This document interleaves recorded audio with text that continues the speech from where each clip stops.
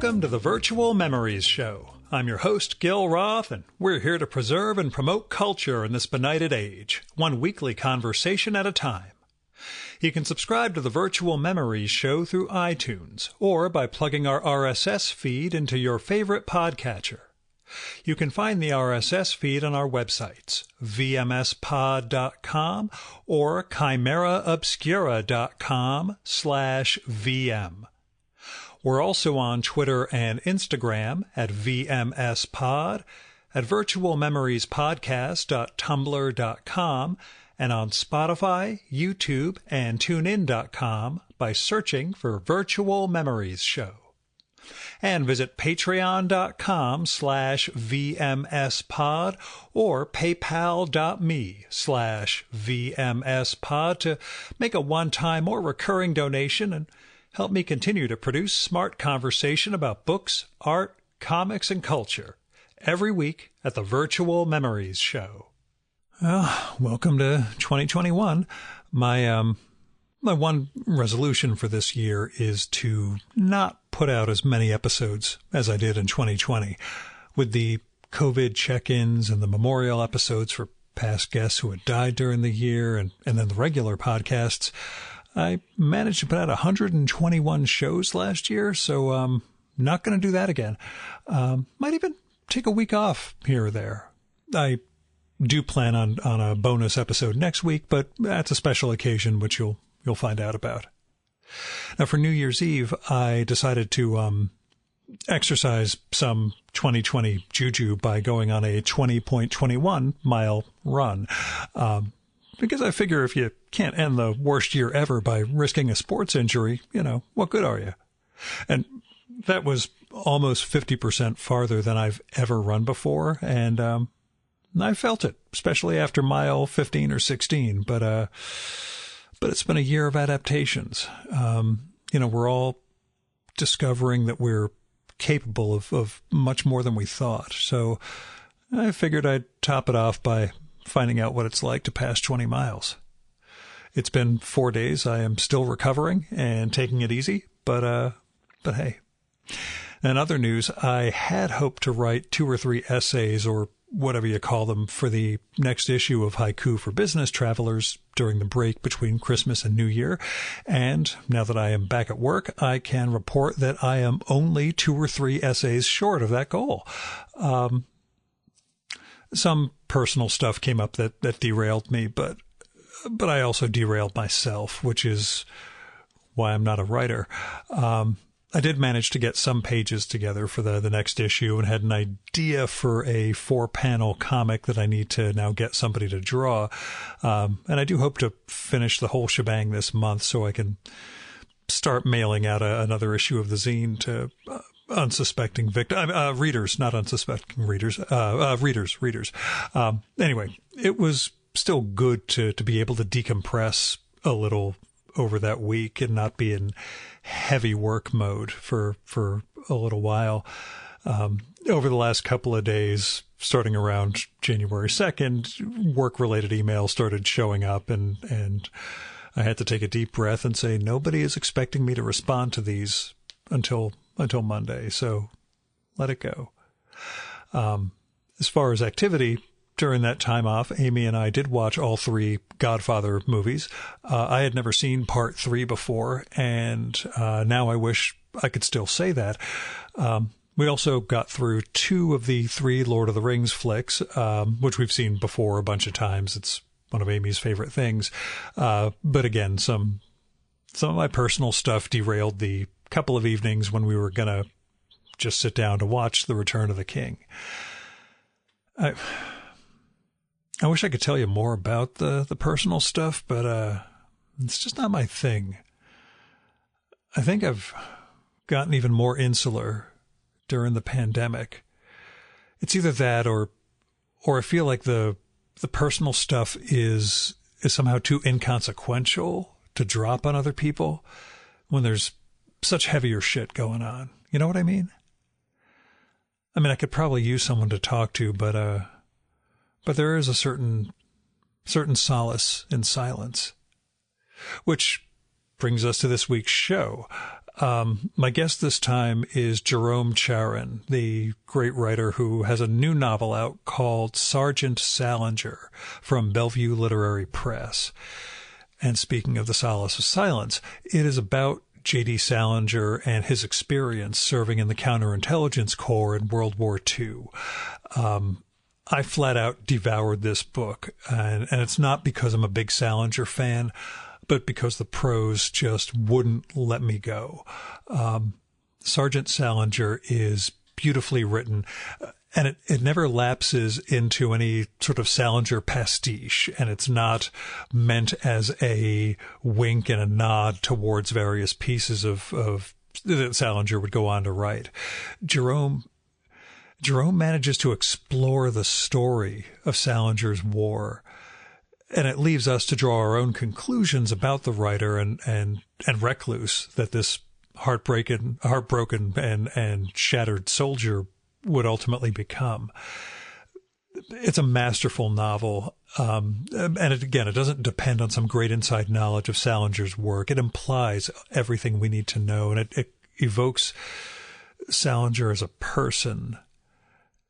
And as Jerome tells us during this conversation, the story is ultimately about him and not J.D. And I think what it's really about is the creative process and how we do or don't get over the forces of history and the impossibility of ever really knowing what's in someone else's heart.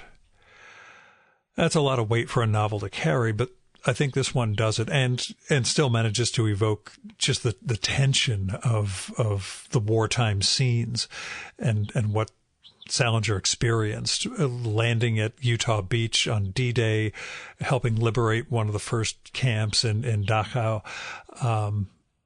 It's an amazing novel. Just go check out Sergeant Salinger and tell me what you think. Also, this is the second time Jerome's been on the podcast. Our first session was about his Teddy Roosevelt novel, The Perilous Adventures of the Cowboy King. So there's a reference to that in this conversation. And we took a hard digression into pro basketball that time. I'm just telling you this because we do that again this time around, and it is equally glorious. I also just want to say Jerome is a unique creative force, and I'm hard-pressed to think of another writer like him, someone who's still producing such high-level work after so many decades of great writing. Here's Jerome's bio.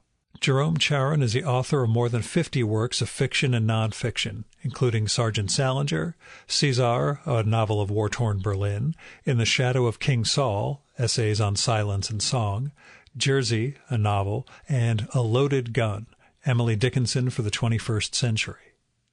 Among other honors, his work has been longlisted for the PEN Award for Biography, shortlisted for the Phi Beta Kappa Christian Gauss Award, and selected as a finalist for the Firecracker Award and PEN Faulkner Award for Fiction. He has also been named a Commander of Arts and Letters by the French Minister of Culture and received a Guggenheim Fellowship and the Rosenthal Family Foundation Award for Fiction from the Academy of Arts and Letters.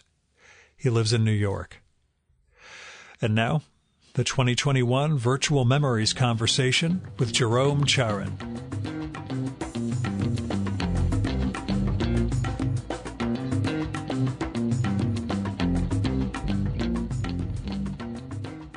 Can you tell me where Sergeant Salinger began for you? You were working on it when we... Sergeant Salinger began a long, long time ago when I was at the High School of Music and Art. I was a kid from the Bronx, read nothing, and suddenly I was thrown into a middle-class culture, and everyone was talking about J.D. Salinger, and, I was trying to learn, and then I read A Perfect Day for Banana Fish and Fresme with Love and Squalor, and I absolutely fell in love with those two stories, and I began to realize that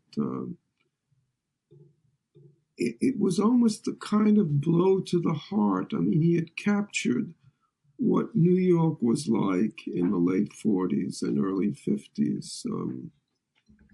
Better than anyone. I had ever known. I mean, whether you call it great literature or not, I mean, there was a nostalgia, a sense of loss, a mourning for a culture. You could call it a West End Avenue culture. It was middle class. It was strivers. It was, and he had a particular vocabulary, a particular sense of rhythm and of music, and particularly for in the story for Esme with Love and Squalor, which takes place in Devon and then in Germany, which I think is one of the great stories in the English language.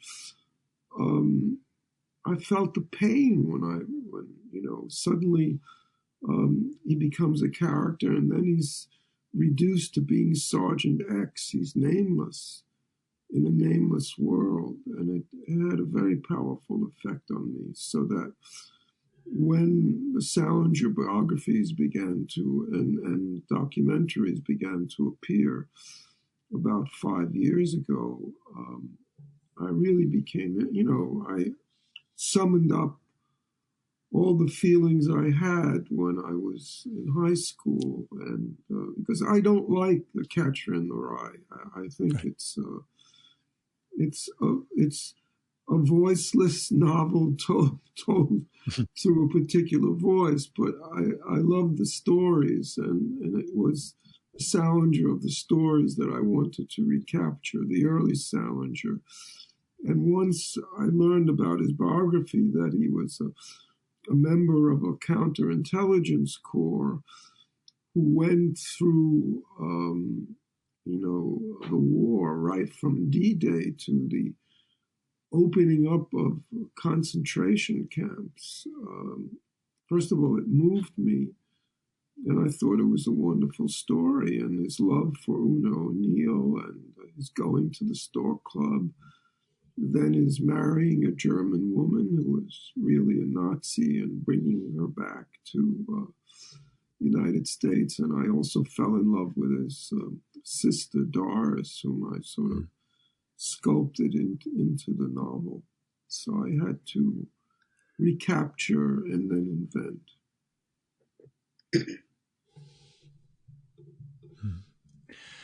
Is this, well, as historical fiction goes, you've written about Kaczynski before, but is this the closest you've written about someone from the time of their death? I guess the question is, would you have written a novel like this if Salinger had still been alive? Oh, no. First of all, you'd be sued. So yeah, the legal side is an issue. You wouldn't be able, it wouldn't, and you can't even write about, I'm writing a novel now about Rita Hayworth. I finished a novel about Rita Hayworth and Orson Welles, and the publisher said, well, you can't talk about any living characters. So when you talk about readers, falling into darkness, into Alzheimer's, you can't write about his daughter, Princess Yasmin. Her daughter, Princess Yasmin, who took care of her in her final years. So that's really going to be a challenge, a difficult piece of work to write about her falling into this dead space without the person who took care of her. And the inspiration, the sort of proximal inspiration for the novel was that sense of Salinger as Sergeant X. You have to understand, though Salinger is the subject and Kaczynski is the subject and Emily Dickinson is the subject, I'm really the subject of the novel. So I'm writing about Salinger as if I were Salinger. And I'm not, you can call it what you want. You can call it thievery. You could, the excitement is to become the person you're writing about. And I try to make it as historically correct to be in the image of Salinger, but it's not really Salinger. It is and it isn't. It's very confusing in some way because I try to be as accurate as I can. But I'm imagining myself, what would happen if I were Salinger and I were going through the Second World War? Would I have been able to survive it? You know, because it was a horrible experience. He went through the worst battles of the war. Would I have been able to do it? And the answer is no. I probably wouldn't. I probably would have cracked up a long time before he did. Yeah. So there is always this tension between yourself and the person you're writing about. There's a kind of conversation, but there's also a tension. And out of that tension, you get the real rub of the novel. Otherwise, it would be a biography. I'm not writing a biography. I'm trying to stick to the truth, but it is fiction. And particularly, for example, I'm writing about the film Mank now. Yeah. And Mankiewicz did not write Citizen Kane, and I'm outraged by the film. And yet it's a piece of fiction. David Fincher is a director whom I really admire. I love Seven. I love Zodiac. I love The Social Network. And this is his alternate universe of Herman Mankiewicz as being the author of Citizen Kane. It just ain't true. Yeah. You know, so is he allowed to do it? Yes, but it still angers me, you know. Mm-hmm. So I try to stick to the facts of Salinger's life. I don't want to intrude upon it, but it's really me in that. I hope you understand that. I hope it makes sense to you. Well, it's something you said in our first conversation. In most historical novels, you're dealing with events, and I'm really dealing with trauma and wounds. You put it in that way. But it's not only the wound of the war, it's the wound of the writer. It's the wound that every writer has to bear, and that's what makes him so interesting. In that respect, what is...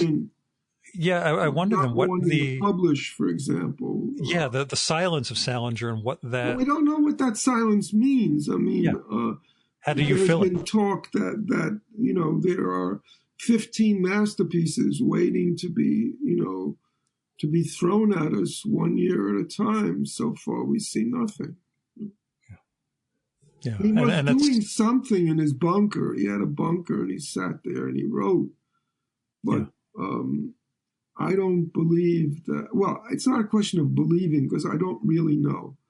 I mean, if these are great works, they're supposed to be a spy novel about his own life as a counterintelligence agent. They're supposed to be a kind of autobiography. If these books exist, they will be wonders. But so far, we've seen nothing. Yeah, and that's what I was sort of wondering. What, for you, an author who's continued to write and to publish for decades, you know, sort of infiltrating the persona for this novel of somebody who would ultimately decide to lapse into complete silence. Well, I respect him for that. I respect him. I mean, if indeed he did do the work and didn't want to publish the work and was doing it for himself the way Emily Dickinson did, I do respect him for that.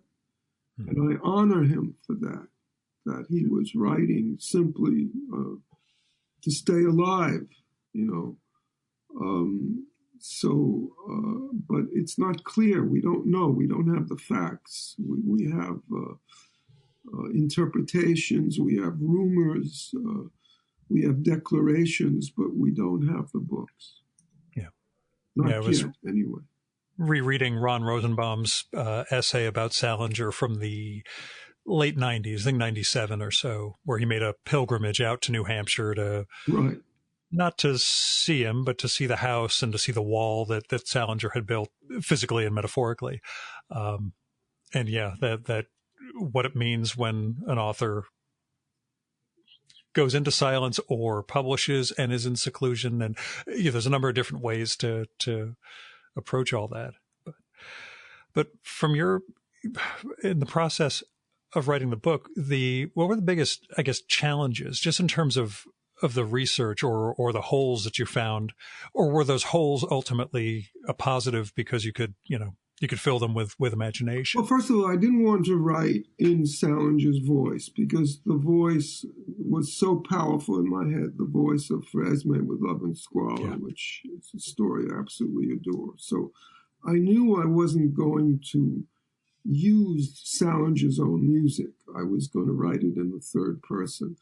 And that gave me certain liberties. I mean, it was not, no novel is easy to write. I mean, it's a kind of death that you go through, and sometimes you survive it, sometimes you don't. Sometimes you're resurrected and you write again, and sometimes you're never resurrected and you stay dead. I mean, because there is a kind of dying when you write a book. I mean, when you put your psyche and your soul into the text, and you really are killing yourself.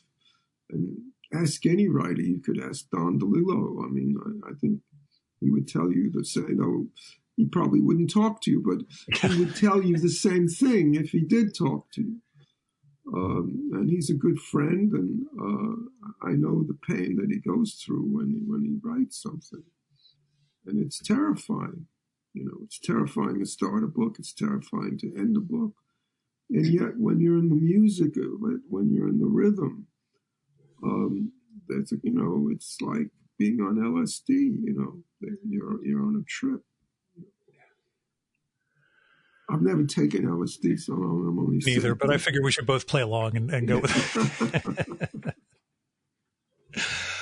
But in that respect, then, were there moments as you were doing the research where you thought, "Oh, this, either this, confounds me, or this is something that gives me, an opportunity, an opening that's something that doesn't have facts, bothering it one side or the was other." Incredibly helpful because we know that he had a sister, Doris, but we didn't know any facts about her. And lo and behold, Lenore did all the research, came up with her husband, came up with a date of birth.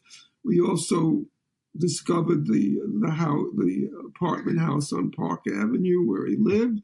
We went to the house. There was no plaque on the door. We went in to see the doorman. We wrote to the realty company. They couldn't even tell us on which floor he lived. I believe he lived on the fourth floor. I knew the view that because they were only, Lenore looked at the building plan. There was there was two apartments on every floor. One faced Park Avenue, the other faced the side street. So I assumed, because of the way he wrote about a particular church, that he and his family lived on the Park Avenue side.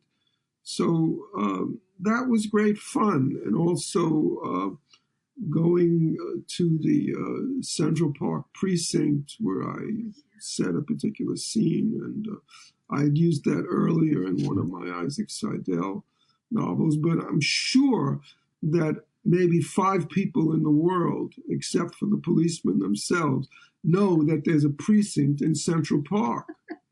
Yeah. I love that whole scene, but that was one of those, sure, I'll believe it's there. He put it there. You've never seen it because they hide it, Yeah. And when Lenore and I went in, they were wonderful to us. They were very friendly. And I said I was writing this and that. And they let me, there's a kind of interior wall. There's a kind of waterfall right inside the police station. I mean, it's a terrific place. I would go there for a holiday. Well, there's so much in New York in particular where there's just... Yeah, and the carousel in Central Park, I mean, which is so important in Catcher in the Rye. I mean, he's the quintessential writer of 1940s, 1950s Manhattan. And I just wonder about, and again, it goes far afield of Sergeant Salinger, but the decision to physically withdraw that far from New York, I just wonder what sort of effect that can have on a. Well, it's something that Orwell wrote about. I'm not sure. He, when he became famous and was much sought after, I mean, he didn't enjoy the fame at all. So the idea of seclusion, he was a wounded man. You have to remember that he never recovered from the war. Yeah. So he's wounded. You know, he comes home with a Nazi bride. The parents hate the bride. She goes back to Germany. And his sister Doris helps him find sort of a house or a house above a garage in Tarrytown, yeah. Tarrytown. And then she goes and helps him find a house. And after the success of A Catcher in the Rye, she helps him find a house in New Hampshire. And of course, he wasn't that reclusive at first with his neighbors. I mean, he went to the town.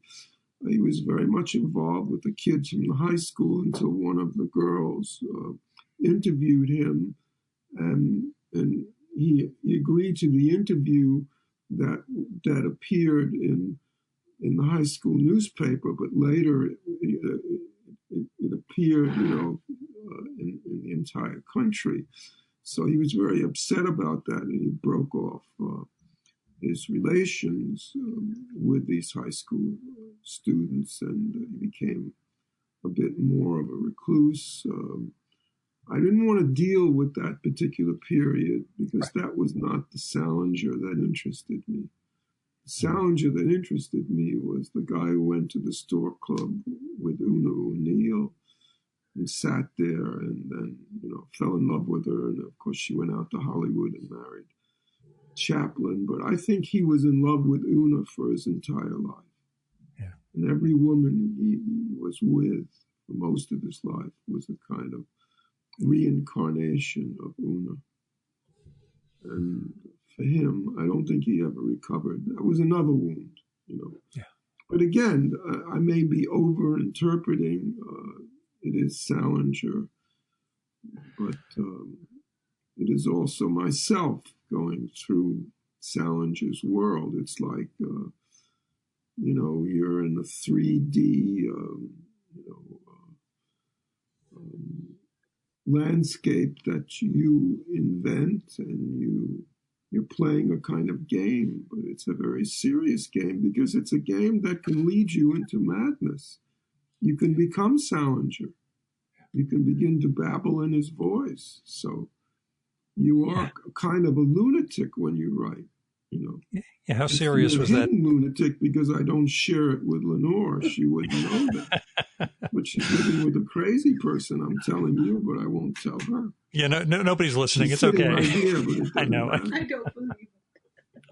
Oh, that's why my website is Chimera Obscura. It's the monster that's hidden. It's the thing they can't see. But how serious was that temptation in writing the book to diverge from that?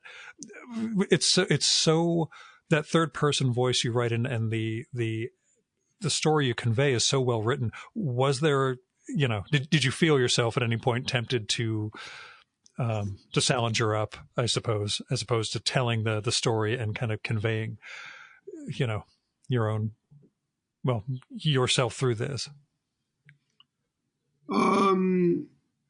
How bad was the madness? I researched his life. I did an article for the Forward on it. It's called J.D. Salinger, the Lost Bar Mitzvah Boy. Yeah, it was great. Nobody realizes that he had a bar mitzvah, that he was Jewish, that his father was Jewish at least. And then one of the early traumas was that after his bar mitzvah, the family moved from the west side to Park Avenue, and suddenly his father announced that they weren't Jewish. So he lost his footing. He lost his first landscape.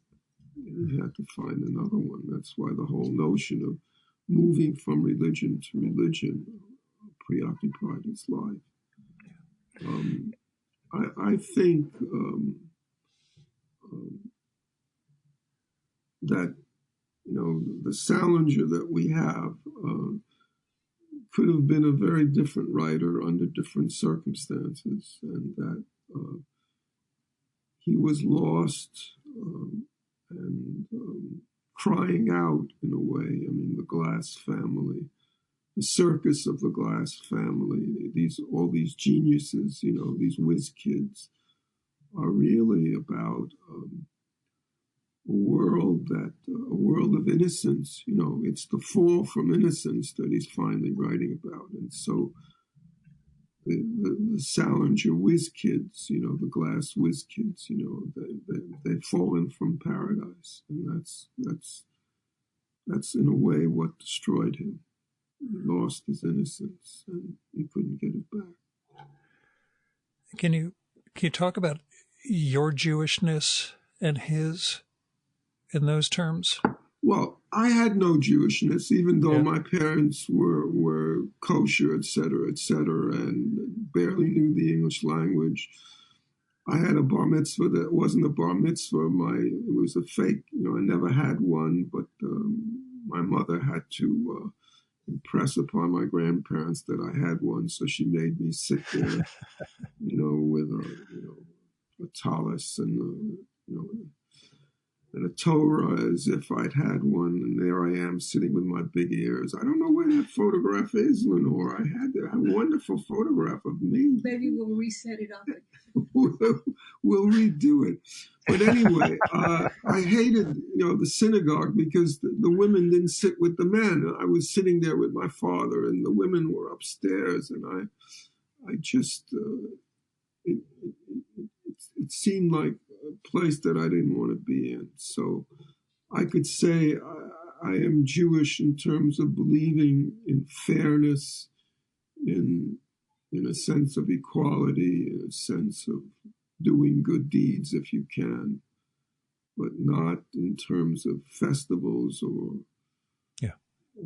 religious observance, religious services, which I really can't bear. Yeah, I go with culturally Jewish as opposed to practicing Jewish.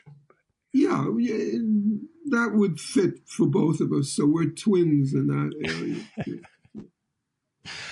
area. Tell me about bringing Hemingway into the book too, and whether you have Hemingway was very important, and I know several of the readers, early readers, said, "Well, leave Hemingway out." And I didn't want to. When he goes to the Ritz, I invented that he was there to arrest Hemingway. He wasn't. He was there to see him. He had met him earlier.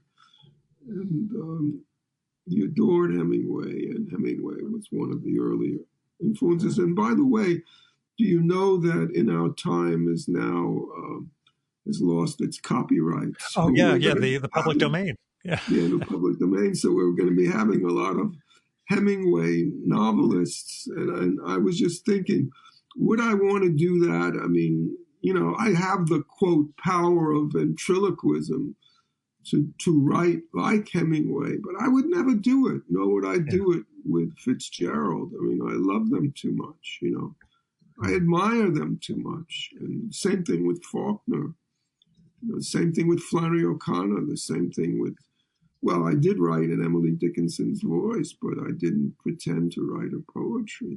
Yeah. Of course, it was an added attraction of a man, in a woman's voice, but she was someone I absolutely adored, and I really wanted to do the novel in the first person in her voice, even though it's me as Emily Dickinson. So you see, already I'm a transvestite. Literary, well, I was going to say literary transvestism is fine, but it's all good nowadays, so it's okay. And also, I'm now preparing.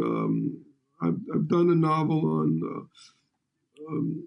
Rita Hayworth and Orson Welles, and I'm now starting a novel on Maria Callas, and I have to learn opera. You see, I have to try to get into the world of opera to understand what it would be like to be her, and that's very, very difficult. But you see, I said it, but it's a cliche. It's to make the impossible possible, and that's what I don't want to go to the man of La Mancha and, quote the cliche of dreaming impossible dreams. But the thing is, I don't know a fucking thing about opera. And yet I love her. Lenore and I saw a documentary, I think it was called Maria Called Callas. Maria by Callas. Maria by Callas. Mm-hmm. I think it was put out by HBO. And I just fell in love with her. I said, I love this woman. I'm leaving Lenore. I'm going to marry this dead woman. And then, it was very, very interesting because she spoke in a beautiful, clipped British accent. And I heard some earlier recordings of her, and she had a Bronx accent. I said, well, there she is, So she was an amazing woman. And I'm excited, about doing a novel on Marie. The thing is, I'm as excited now about any kind of writing thing as I was when I first started. That's what I was going to ask. That has never gone away, the excitement of the word, of doing what can't be done and finding a way to do it. Because I don't think too many people would be able to write a novel about Maria Callas. So maybe they could, but I don't really care. They couldn't do it in a way that I could. They couldn't do the Jerome version. Yeah, which may not be the right one, but it still is the Jerome, still is my version. Do you write sequentially with novels, or do you have multiple ones going simultaneously? No. I only do one thing at a time. I have to. I'm going to be revising the Rita Hayworth novel and deal with her Alzheimer's, so that's going to take me a long time. I've started the Maria Callas novel, and there's something called bel canto, which is a way of singing, which was discarded after the middle of the 19th century, and she was a bel canto singer, which means singing with a beautiful voice, with high register and low register. That excites me to think about it, and also how do you get into it? How do you find a way? The entry point, I think we've talked about it before. The entry point, the first sentence, the first aroma of a novel is really so difficult, and the final words are equally as difficult. So it takes you such a long time to find the approach. And, with all these decades of experience, does that still remain the challenge, the mystery? Yes, it is a mystery how anything, because, Philip Roth said it before, he had to stop writing because he couldn't, he didn't have the energy to do it. It takes up an incredible amount of energy and silence and sound, silence and song, I would say, because you're living between those two worlds. And you have to summon up, and as you get older and as your memory begins to fail, you have to summon up an entire landscape and keep it in your head, And right now I'm doing an essay on Mank, doing an incredible amount of research just to get it right.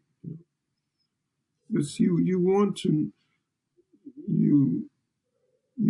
know as much as you can about whatever subject you're dealing with. And I've never seen a great difference between fiction and nonfiction. You're still sculpting sentences, and those sentences have to have a certain kind of music. Does it ever scare you? The idea of it scares me every day, but on the other hand, down. It also elates me. It's a terrible high and it's a terrible low. And also the publishing has changed to such a degree that, we're in, when I began writing, publishers were owned privately. And if the owner liked your work, he or she would support you for 5 or 6 books, and hoping that each book would begin to sell better. Now, it's a complete roulette wheel. There is no more publishing. It's just big business, except for, a few small publishers who are wonderful, but will they be able to compete? Yeah. And you're still working in graphic novels too? Yes, I love, even though I am not the artist, I dream of myself as the artist. So when I get a tremendous exhilaration when I see what I've written come back at me in terms of images. And even though the artist I work with is absolutely brilliant, I don't take away his credit. But I imagine myself as doing his work because, I started as an artist. I had no talent whatsoever. That's how I got. I got into music and art because they were so hard up for boys, all these girls. And when I took the test, someone vomited on my drawings. So that's the only reason I got in. They couldn't see it. But that changed my life. That school changed my life, I was a tough kid from the Bronx. I was wearing muscle T-shirts. I was a weightlifter. I went in there, wearing my chartreuse pants and muscle T-shirts. And the girls there didn't seem to admire it that much. So by the end of the 4 years, I had a crew cut. I had charcoal gray shoes. And I was thinking of Yale and Princeton. I didn't know anything about them. And so it really did change my life. And also, I began to teach there as a substitute teacher. And at a time when there were no jobs at all, the principal called me in and offered me, a tenured job at music and art. And I was really, really tempted to take it, because I loved the kids. I loved being around them, but I knew I would never be able to write. So when I said no, he thought I was crazy. He said I was insane. But he was right, but I couldn't do it. I would have had a great time because I loved teaching. And when I was in Paris and taught film, I had a tremendous high after each class. I don't like teaching writing, but I love teaching film. Why don't you like teaching writing? It's too close to what I do. And, and maybe it's not fair to tell someone to do something the way you don't do it, because this is your own way. It is, there are a million ways of writing, and you have your own. Maybe it's not fair to sculpt someone. There have been great writing teachers, but I don't think I would be one of them. Though I was a professor at City College, teaching creative writing, and I got along with the students. And I also did teach at Princeton, and I just didn't feel. First of all, I didn't feel that I could really help those who had the talent would find their talent on their own. Yeah, it reminds me a little of in the documentary about Robert Crumb, the underground cartoonist from the documentary from the 90s. He and his son are both drawing based, they're doing drawings from a yearbook from an insane asylum from like the early 20th century. And Crumb tells the son, you should take life drawing classes. You need to work on this, this, and this. And the son says, well, you didn't take drawing classes. And Crumb just gives a little, sort of line. But what's contained in that, I've always felt, was, son, I'm Robert Crumb. I'm a genius. You need life drawing classes. I didn't. Just trying to convey that to him with I could do this, but, you're not me, son. But yeah, there's that spark, I guess, and what you do with that, I suppose, is what what makes Crumb so great is that he didn't take these life drawing classes, or he would have been like everybody else. Yeah. Now, tell me about, well, you were born in 1937. I was just sort of wondering what the war meant to you, World War Oh, II. the war was everything. It was the Yeah. war, it was Roosevelt, it was Hitler, and, that has become sort of a fulcrum for me in everything I write, those years. And I lived, for part of the time, I lived in the West Bronx on the near the Grand Concourse, and it was a kind of safety zone for me. And then we moved back to the East Bronx, which was a kind of hellhole. And so we went from paradise into a junkyard. And I never recovered from that. It was a fall from grace. I had an environment. I remember the walks I took where I could walk to stand on the top of the Grand Concourse on 167th Street, 161st Street, and see into the Yankee Stadium. And at night, when it was lit, you could hear the crowd, and also you could see the cigarette smoke. That was what was so powerful. The cigarette smoke was just burning. It was like a house on fire. It was extraordinary, And then we moved back to a junkyard. Yeah. Have you gone to the new Yankee Stadium, by the way, or not? Yes, I was at was I at the new Yankee Stadium? The newest one, the mausoleum, as opposed to the stadium. But I'm trying to think. Yes, I was. I had to go there because I was doing some research, and I did go there. Yeah. Mm-hmm. And did the book or the writing of Sergeant Salinger sort of, in any way change the way you look at Salinger's stories? Or the things that you... No.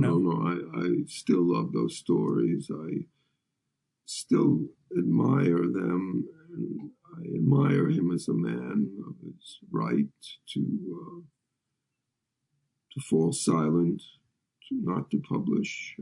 Whether these masterpieces exist or not, I have no idea. I don't believe they do, because I think he fell into a kind of madness, but... that puts us in mind of Crumb's brother from the documentary, exactly. The one who never escapes home, where he's documentary. The cartoons are just getting more and more incomprehensible as the years went by. Yeah, but you see, you have to move towards madness. I mean, to me, any great work is a shove towards the incomprehensible, but it's just on our side rather than the other side. That is, you have to take tremendous risks in order to find your language. And the closer you get to incomprehensibility, the more powerful the work is. It's the way I see it. It's what I believe. It's what Faulkner did, for example. And I really admire him. And then he lost that. He lost that power. And his writing became very, very ordinary. Do you see writers like that as sort of object examples for you in terms of, either what not to avoid or what to avoid or how to recognize when you're... No, I think these are unconscious things that you can assume you're doing something, and then what's on the page is absolutely the opposite of what you thought you were doing. You really, you have an incredible power, but that power really comes from the unconscious. And finally, you're writing for yourself with the hope that there will be readers who understand your secret message. But basically, it's a code. And you hope that the reader can decipher the code. But many of them don't. Many of them can't. They don't want to struggle. For me, the books that I really love are coded books. They're difficult to read, they're difficult to comprehend, they're difficult to decipher. And if they're not, they're not worth reading. There was a wonderful show on HBO. What is it called? The Queen's Gambit. Netflix, the one I haven't watched it yet. Yeah. But the woman playing chess. I loved it, and I think Lenore loved it too. We just fell in love with the girl, and then someone wrote, I don't know whether it was in a New Yorker, I don't know exactly where it was, and said that she had read the novel and liked the novel better than the Netflix show. So I said, okay, I mean, I have to read the novel. It's by someone, his name is Walter Tevis, whom I had met a long time ago and liked him very much. And the novel was just ordinary. The language didn't sing for one moment. I mean, I couldn't finish it. Whereas the Netflix show had a kind of powerful, I mean, there were bad moments in it, but it had a kind of power that the novel just didn't have. You know, a novel has to have music.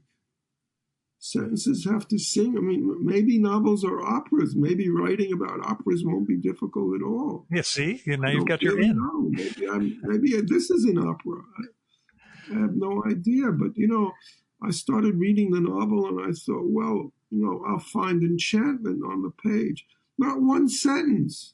Yeah. Nothing. Wow. There was nothing there. It was a script for a television program. That's I have to keep meaning to watch it. And I remember seeing something along those lines, like you were saying, that, you know, it actually takes liberties and the book is much better. But I never trust anyone when they... The book is not much better. No, it's not much better at all. What books do you return to?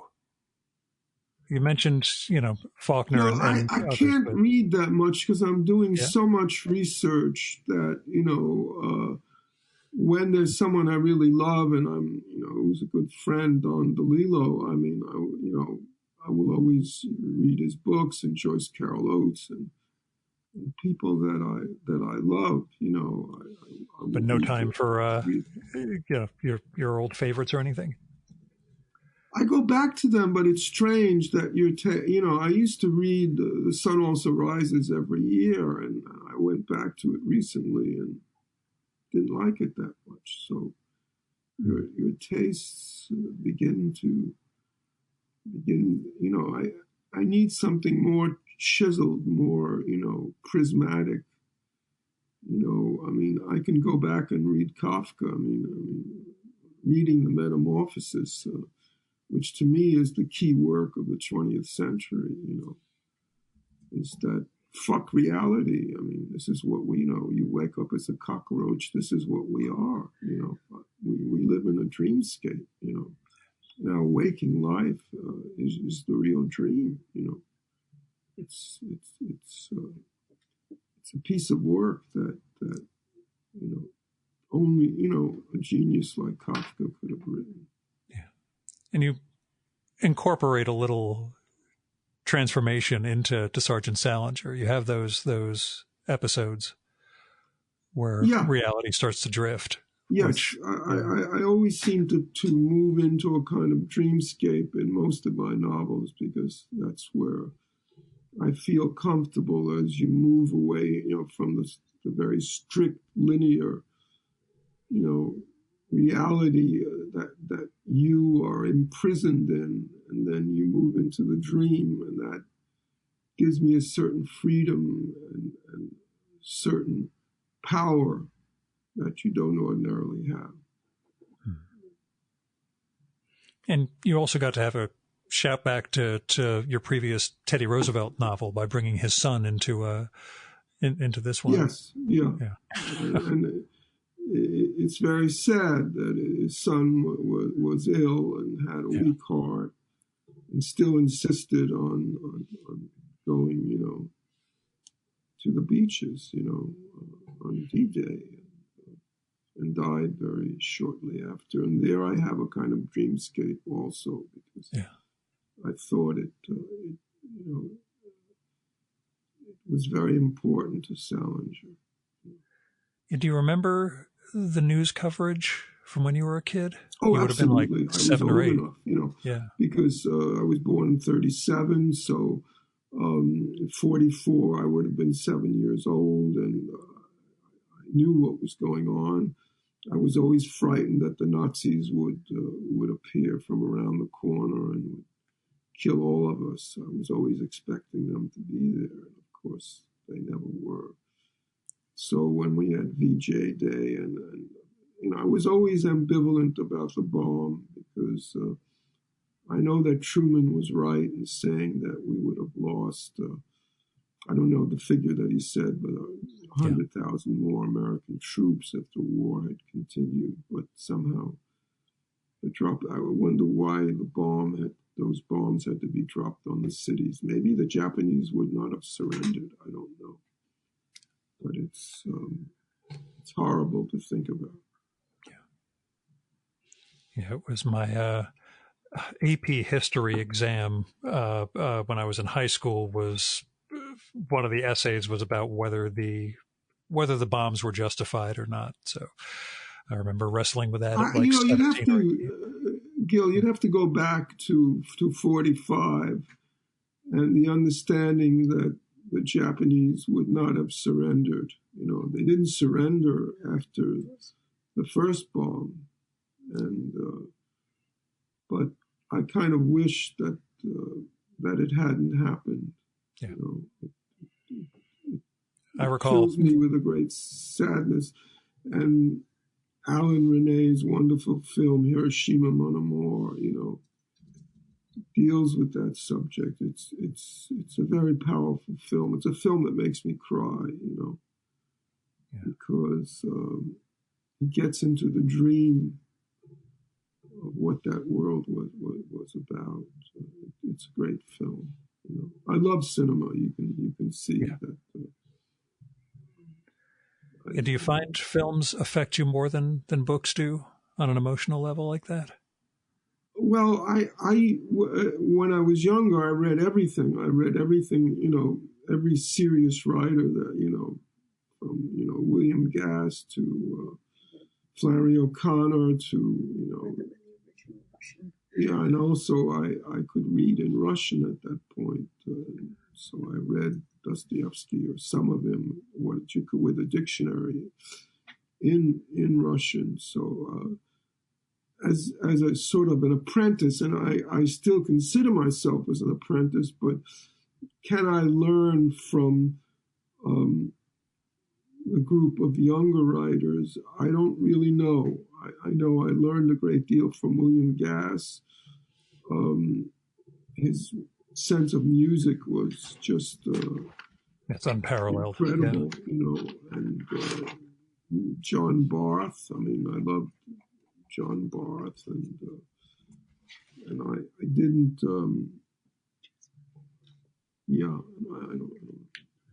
I did. There was one. I was a judge for the National Book Award, and I liked. There were several books that I liked. One was by Jessamine Ward, and one was by Tia Albrecht. So, I mean, when I was a judge for the awards, I did enjoy reading these writers, but could I have learned from them? I don't know. I don't feel I could have. It's a different landscape. It's a different world. Do you hear from younger writers or from younger audience? Do people reach out to you? Yes, I do. I do hear from some younger writers, but basically, you're working in isolation, and there's nothing wrong with that. Yeah. Now, in keeping with isolation, how has the pandemic gone for you and Lenore so far? It's terrible. Lenore and I, volunteer for the AstraZeneca study. So we've been, whether we have the vaccine or not, we're part of the study. And I felt it was important. It's the one thing we could do. I mean, all these frontline workers are risking their lives. So we volunteered to be part of the study. But I think it's horrifying. We live in a plague, and not only do we live in a plague, we have to deal with political, thievery, and it's very sad. I feel very sad and frightened in a way. We don't know what our future will be. We don't even know if we have a future. Were you in New York when things went sideways? Back in Yes. March? Okay, I just didn't We know were if you... supposed to go to Paris, but of course we couldn't go. By that time, the flights were canceled, and we wouldn't have gone anyway. And I mostly stayed indoors, and I tried to do walk 1,000 steps a day, and do some bicycle riding. 10,000 steps a day. You're supposed to do 10,000 steps. But I don't feel comfortable out of doors, wearing a mask. Yeah.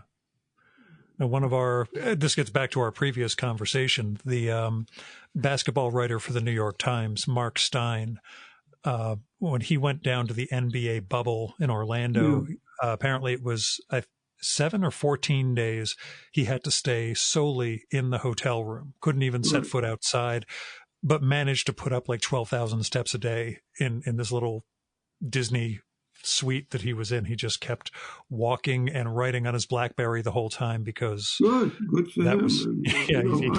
That's the one sport I follow, and I'm a great LeBron fan. Yeah, we talked about it last time because last time he had the young kids on the team, and in the intervening season they traded for Anthony Davis and won. Yeah, but they gave away Rondo, and that makes me very, very sad. I know, but he's got no jumper, and he wanted more money than they could cover. But they should have paid it. I'm sorry, when it comes to the playoffs, you want Rondo on your team, and I'm still convinced now. And if they face Atlanta in the playoffs, they're in serious trouble with Rondo on the other side. So I felt even when he was Rondo wants, pay him. Yeah, when he was on the Bulls a bunch of years ago, they were taking on the Celtics and they were the underdogs, and then playoff Rondo showed up and beat the Celtics 2 games. And then broke his hand, and that was I don't believe in that playoff Rondo. I think that I think he turns it on for certain teams. He turns it on, but also they turn him on. They let him, they let the attack dog loose. I mean, they don't give him the minutes that he needs to have. And I think it was a terrible blunder. And I think the Lakers, I'm always the fan of whatever team that LeBron is on. So I had to go from Cleveland to Miami, back to Cleveland.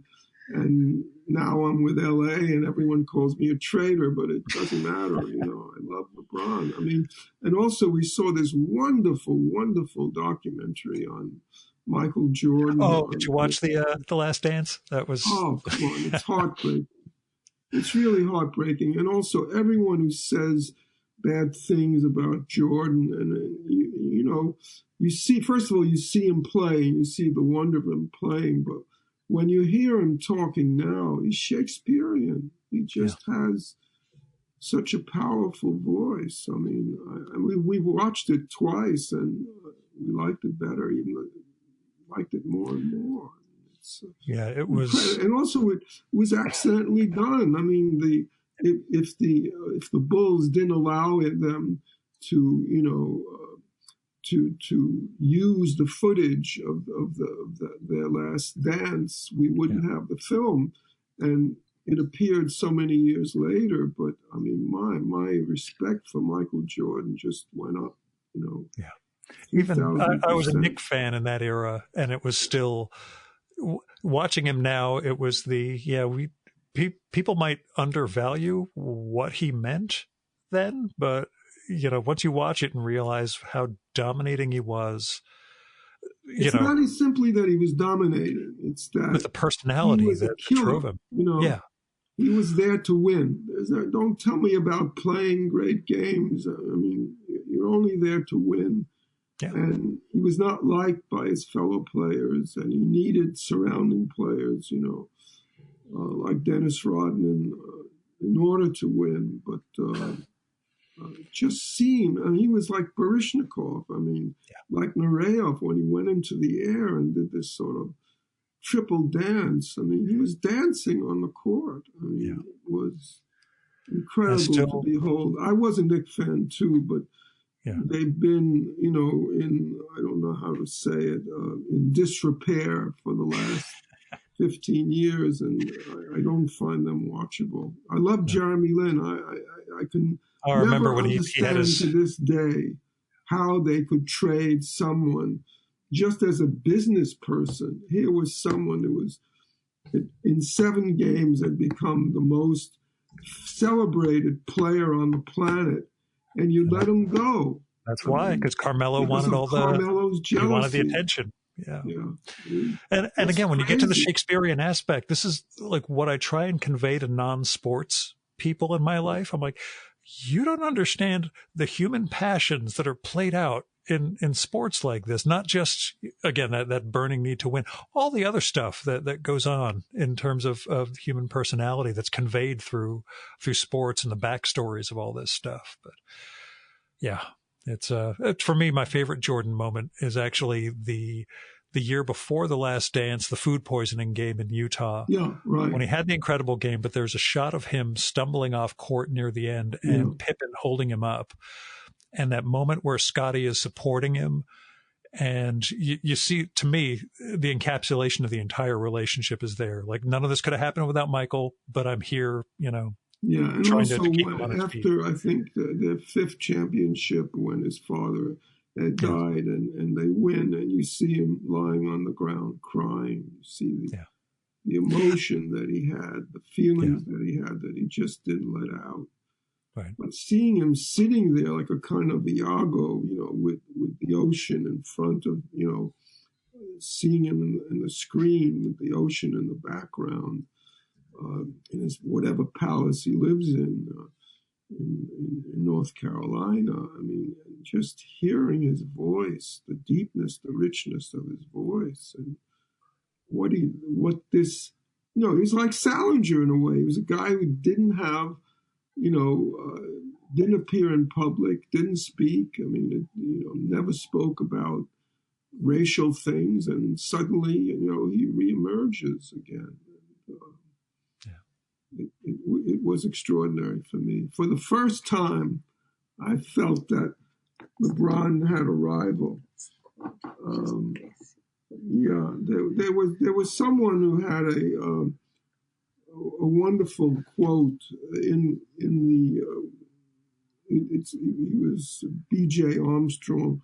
Michael Jordan didn't ever really play basketball anymore. He just figured out how to win the game. He knew how to steer momentum. He knew how to get guys going. Not only was he that good on the offensive end, he was that good on the defensive end. He was just playing a different game than the rest of us. He let us play, but he was there to win the game. Yeah, that's it. He was there to win the game. Yeah, you and then play all you want. Right.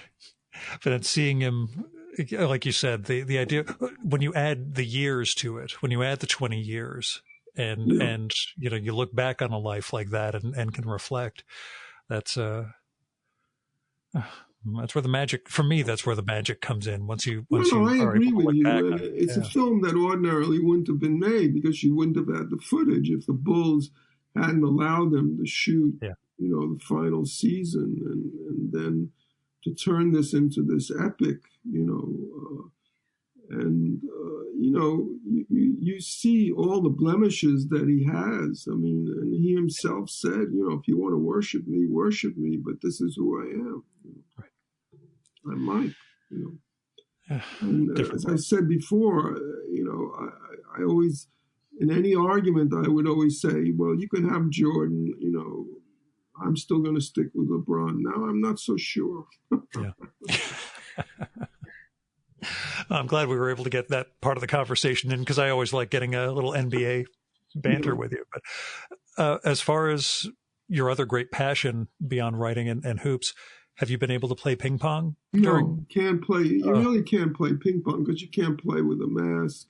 Yeah. So you'd have two players breathing into each other. So unless we reach herd immunity and people can go out without masks, I don't think you can play ping pong.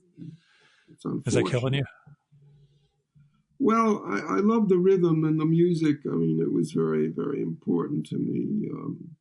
And I don't have it, so there's nothing. Do you find yourself writing more in this during this period? I'm find myself walking the 10,000 steps, and that takes up most of my day, so I don't have that much time to write. But I really do feel that I'm obsessed about, doing the 10,000 steps, because I think that, and I don't go out that much, so I have to keep the body moving.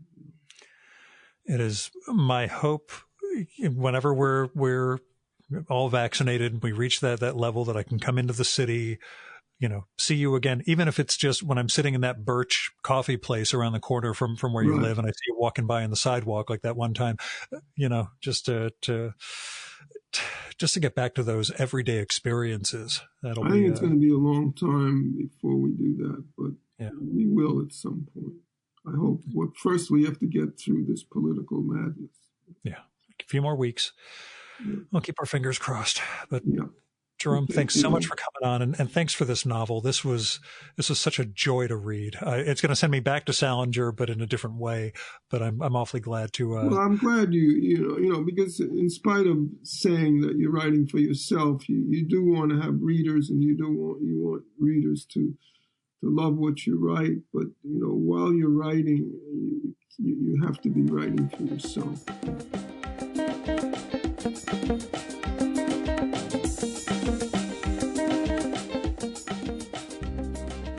And that was Jerome Charyn. Sergeant Salinger is a fantastic novel, and it's out now from Bellevue Literary Press. I loved it. I hope you'll give it a read. I still think Rondo's jumper is too erratic, but Jerome and I are just going to disagree on that one. Now, you can follow Jerome on Twitter at Jerome Charyn and on his website at jeromecharyn.com. Oh, he's also on Facebook at jerome.charyn, and there'll be links to all that in the show notes for this one. Now, in the before time, this is when I would mention my Patreon and PayPal and how you can support the podcast. But I don't want your money. The only support I want now is letters, emails, postcards. Tell me what you think of the show. Tell me who I should be recording with. Tell me what you'd like and don't like about it all.